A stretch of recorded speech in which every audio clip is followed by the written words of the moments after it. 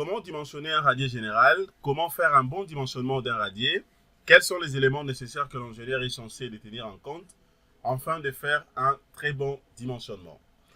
Les amis, comme promis, nous allons continuer nos séries de formations sur le même programme bâtiment R+10, des appartements. Ce soir, nous allons voir le point 4, 2, 5 sur le radier général. Tenez-vous tranquille. Prenez vos cahiers, prenez vos stylos, enfin dénotez car c'est très important. À l'entrée des G, ce que nous allons voir ce soir, ça sera donc le calcul d'un radier général, qui est bien sûr une fondation très importante, mais sa particularité est que l'ingénieur ne peut pas seulement faire les choix directement sans pourtant calculer. Par exemple, il ne peut pas se dire que je vais réaliser un radier général, ou bien une semelle isolée, ou carrément une semelle filante. Non. Tout est fonction d'abord des calculs. Je crois que hier, je vous avais montré comment est-ce qu'on avait dimensionné premièrement une semelle isolée. Nous avions vérifié cette semelle qui n'était pas bien sûr économique, mais aussi les deux, il y avait chevauchement des semelles. Alors, étant donné que par la méthode utilisée, je m'étais dit que déjà, d'autant plus que la semelle isolée n'a pas été économique, donc même si je dimensionnais une semelle filante, ne sera pas non plus économique. Alors, directement, j'avais fait le choix de calculer un radier général. Donc, c'est d'abord ça. Ne prenez pas soin de calculer directement les radiers générales sans pourtant passer à ce qui concerne d'autres types de semelles ou par exemple des fondations. C'est vrai, certes, il y a des cas où l'ingénieur peut directement dire que non, pour ce genre de cas, je vais donc dimensionner un radier général. Ça dépend. Si par contre que vous voulez dimensionner un bâtiment dans un sol beaucoup plus donc compliqué, dans le sens où vous êtes dans un sol inondable par exemple, où il y a tellement de l'eau, ou par exemple aussi la capacité portante du sol est complètement faible, l'ingénieur peut dire par exemple que pour ces cas précis, je vais donc dimensionner un radier général. Mais même s'il faut dire ça, l'ingénieur est censé de faire d'abord quelques vérifications pour se rassurer que le choix que je viens de faire, c'est un bon choix. Puisque ça sera tellement compliqué si par contre que vous avez fait un choix d'un radier, mais par conséquent, après vérification, eh bien, vous vous rendez compte que ce n'était pas important de réaliser un radier. Il fallait peut-être réaliser soit une semelle isolée ou carrément une semelle filante. Allez-y comprendre déjà donc comment vous ne serez pas sérieux. Et donc, étant donné que cela est dit, nous allons voir ensemble avec moi ce soir le point 4, 2, 5 sur les radiers généraux. D'abord, on verra la définition, qu'est-ce qu'on appelle un radier général, mais aussi le mode d'emploi. Comment fonctionne un radier général?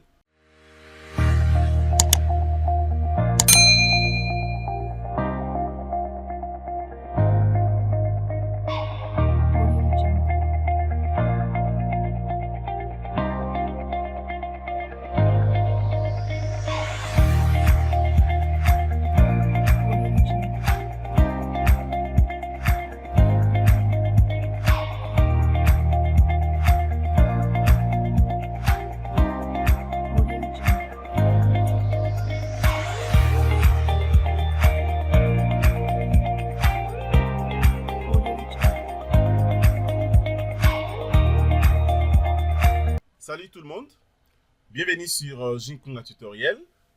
Les amis, comme je l'ai dit au début de mon introduction, nous allons donc enchaîner nos séries de formations.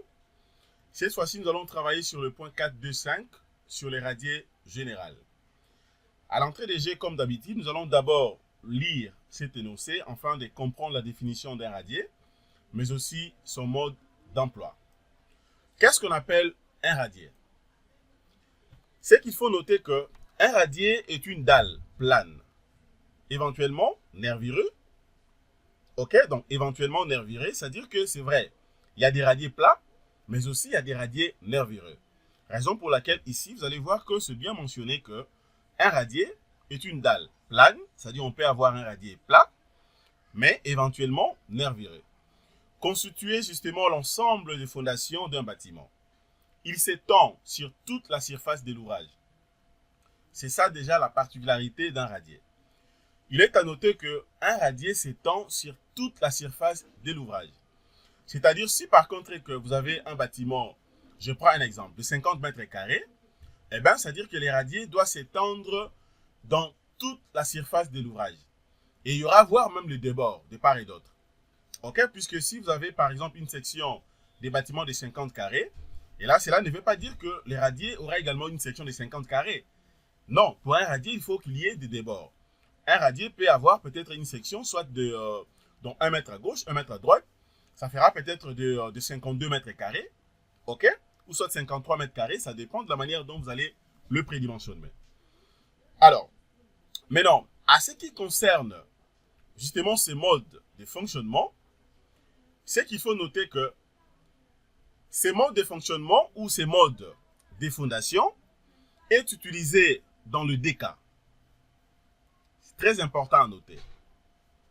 Il y a 2 cas principaux qu'on peut tenir en compte avant d'utiliser un radier général. Le premier cas, c'est lorsque la capacité portante du sol est faible. Je vais dire un truc à la fin, mais je vais d'abord lire correctement. Lorsque la capacité portante du sol est faible.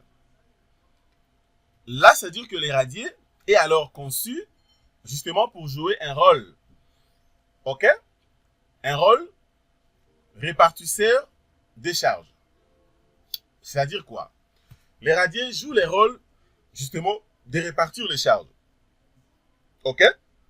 Et donc, son étude maintenant doit toujours s'accompagner d'une vérification du tassement général de la construction.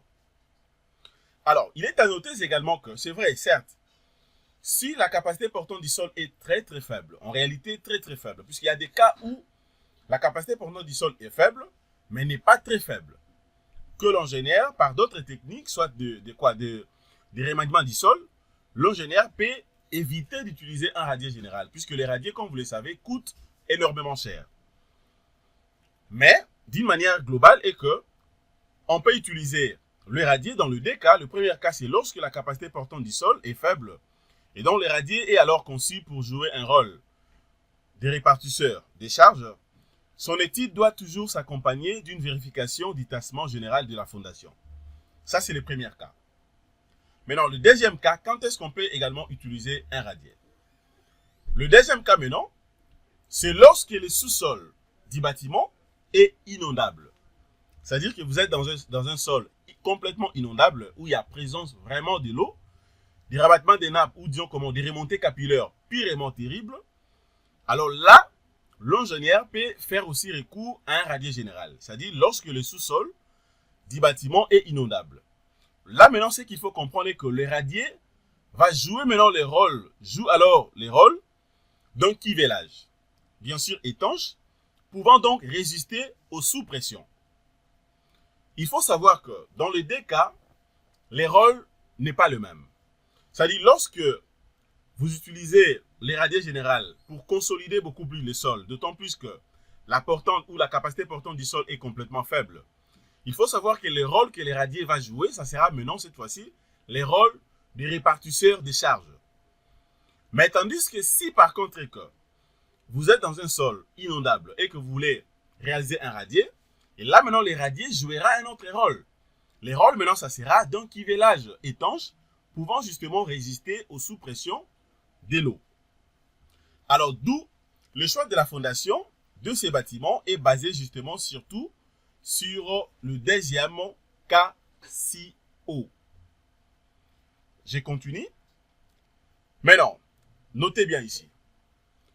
Il faut savoir que ce type d'ouvrage ne doit pas être soumis à des charges pouvant justement provoquer des tassements différentiels trop élevés entre justement les différentes zones d'irradiés. Vous allez comprendre que depuis qu'on avait commencé à étudier ces chapitres de la fondation, principalement d'irradiés, je parle beaucoup plus des tassements différentiels. L'ingénieur doit combattre jusqu'à la dernière énergie les tassements différentiels dans un bâtiment. Puisque dans la partie infrastructure, si par contre que le dimensionnement n'a pas été bien fait et que l'ingénieur n'a pas été à la hauteur dans le calcul des structures, allez-y comprendre que vous aurez tellement de cauchemars. Puisque il y a risque que vous puissiez avoir ce qu'on appelle un tassement différentiel, voire même plusieurs types de tassements différentiels. Ok?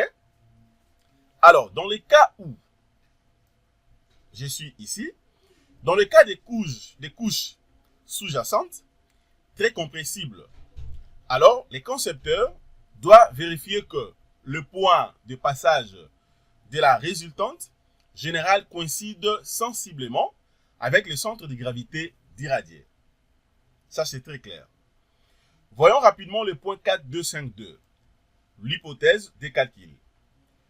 Je vais lire encore une fois de plus. D'une manière générale, il est donc important de connaître la répartition exacte des réactions s'exerçant sous un radier. En effet, celles-ci dépendent justement de la nature du sol et des coefficients d'élasticité respectifs sous le sol radié et radier structure. Alors, le calcul d'un radier nécessite donc le choix d'hypothèse simplification sur le diagramme des réactions du sol. Toutefois, il est donc impératif de vérifier les conditions de la statique, c'est-à-dire l'équilibre global entre les réactions du sol et l'ensemble des charges apportées par la superstructure. C'est tout à fait normal. Alors, les radiers, par simplification, est toujours considéré comme infiniment ride par rapport justement à sa superstructure. En revanche, les radiers est plus ou moins déformable par rapport au sol des fondations. Alors, si les radiers peut être considérés comme rigides, alors les calculs eux menés justement en considérant une répartition linéaire des réactions du sol. Ce sont des principes à retenir. Le dimensionnement du radier doit être donc tel que le cheminement des efforts internes du radier étant déterminé par l'équilibre des forces de gauche ou de droite d'une section quelconque. Alors, je continue. Les calculs en plancher renversé ne valables que sous réserve de vérifier sensiblement de l'équilibre de la structure ou de la superstructure et les réactions du sol sous chaque poteau. Voyons maintenant le point 4.2.5.3, c'est-à-dire le choix de l'épaisseur du radier. Alors, d'une part, en première approximation, l'épaisseur des éléments constructifs du radier est déterminée par les relations suivantes. Le premier point, vous avez d'abord le nervure ou la nervure. Si par contre que vous voulez prédimensionner ou déterminer l'épaisseur des nervures, voici la formule qu'il faut utiliser. Le H1 doit être supérieur ou égal à L' sur 10. Alors pour notre cas ici, le L', la grande portée c'était de 5 mètres, donc ça fait 500 cm. Je divise ça par 2, je calcule, je trouve la valeur de 50 cm, donc qui est bien sûr l'épaisseur de nervure. Soit, je peux arrondir H1 supérieur ou égal à 50 cm. Alors, concernant maintenant la dalle, comment je peux également prédimensionner un radier? Donc, il y a deux possibilités de prédimensionner l'épaisseur des radiers. Alors, l'autre procédure, donc l'autre méthode, rentrez rapidement sur mes deux chaînes YouTube, Jinkunga Tutoriel, ainsi que Académie de logiciels d'ingénieur. Vous allez voir que j'ai très bien décortiqué, les deux méthodes de prédimensionnement d'un radier, et donc facilement. Alors ici, nous allons procéder de la manière suivante. Donc, ça dit le L sur 20 doit être inférieur ou égal à H2, inférieur ou égal à L sur 2. Alors, dès que je remplace le L par sa valeur 500 sur 20, de l'autre côté 500 sur 10, eh bien, je trouve une valeur comprise entre 25 cm et 50 cm. Alors, cela stipule que soit le H2 égale à 50 cm, tel qu'est considéré, avec justement le L'. Le L' représente tout simplement ce qu'on appelle anthrax de poteaux parallèles aux nervures. Mais tandis que le L, max, c'est donc anthrax de poteaux ou voiles perpendiculaires, aux nervures. Alors, d'autre part, le radier nervuré étant de loin le plus économique, et donc l'épaisseur de ces éléments sont bornés dans les intervalles suivants. Ici, c'est à ce qui concerne justement les radiers nervurés. Et donc, d'autre part, les radiers nervurés étant de loin le plus économique. Donc, l'épaisseur de ces éléments sont bornés dans les intervalles suivants. Alors, vous avez d'abord entre 40 cm. L'épaisseur doit être inférieure ou égale à l'épaisseur paillasse, inférieure ou égale à 100 cm. Alors là, on remarque que l'épaisseur trouvée précédemment se trouve dans l'intervalle. Et donc, pour notre cas ici, nous adoptons H2 égale à 50 cm, comme l'épaisseur bien sûr des radiers. Alors, si par contre que vous avez une épaisseur comprise entre 50 cm et donc H nervure doit être inférieure ou égale à 150 cm. Alors d'où la hauteur H1 trouvée précédemment se trouve dans l'intervalle justement de mesure. OK? Pour notre cas ici, nous adoptons également le H1 égale à 70 cm pour le nervure. Alors, étant donné que je viens de prédimensionner déjà les radiers tel qu'il fallait, ainsi que le nervure, donc je connais tout, maintenant je peux rapidement passer à l'évaluation de la charge sur les radiers. Et donc les amis, voilà déjà ce que je voulais vous montrer tout au début de ces chapitres. Prenez note, car c'est très important. L'ingénieur doit maîtriser de A jusqu'à Z comment calculer et dimensionner un radier sans avoir de lacunes. Merci de votre disponibilité les amis. Abonnez-vous massivement sur nos deux chaînes YouTube. Nous allons continuer nos séries de formations tout à l'heure. N'hésitez pas à m'écrire si vous avez des préoccupations ou carrément vous suggérez suivre une formation avec moi. Eh bien, je peux vous rassurer que vous ne serez jamais déçus. Passez une excellente soirée. Au revoir.